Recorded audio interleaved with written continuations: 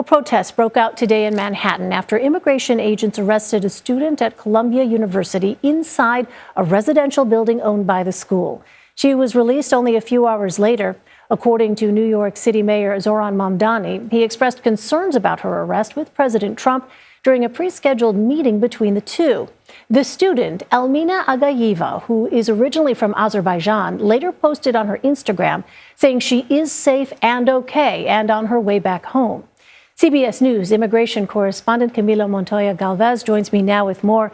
Camilo, I know you've been following this. What do we know about this student, why she was detained, and then why she was released? Sure. So according to university officials, Elaine, this occurred around 6:30 a.m. local time this morning.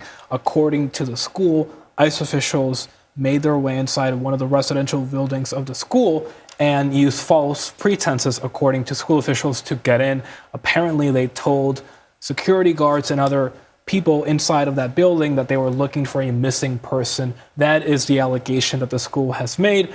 That person was detained, Agayeva, and the Department of Homeland Security is saying that they detained her because her student visa was terminated back in 2016 during the Obama administration at the time for failing to attend classes. That is the stated justification. They're saying that she's now in the country illegally, effectively, but as you underscored, she has since been released from ICE custody after Mayor Zohran Mamdani here in New York intervened, had a conversation with President Trump, who appears to have ordered ICE to let her go for the time being.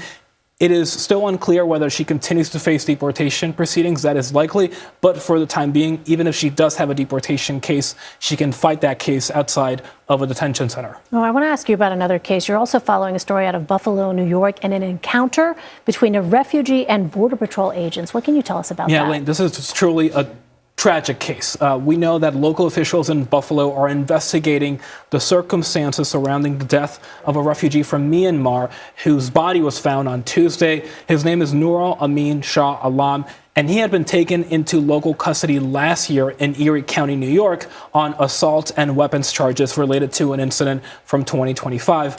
But he was released about a week and a half ago from local custody after that Border Patrol, that federal immigration agency, booked him and tried to detain him until they realized that he's actually in the country legally as a lawful and legal refugee. And so there was no legal justification to continue holding on to him or to deport him. And so Border Patrol says that agents actually took him to a nearby coffee shop. Several days later, his body was found. In a statement, the Buffalo mayor, Sean Ryan, is faulting Border Patrol for the death, which he called preventable, saying a vulnerable man, nearly blind and unable to speak English, was left alone on a cold winter night with no known attempt to leave him in a safe, secure location.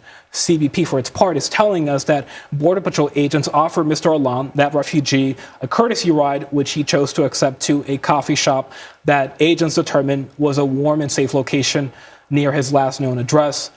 According to the agency, he showed no signs of distress, mobility issues, or disabilities requiring special assistance. So we're still trying to gather more facts, Elaine, but again, truly a tragic case. Tragic. A lot of open questions, as you note. Camilo Montoya Galvez. Camilo, thank you.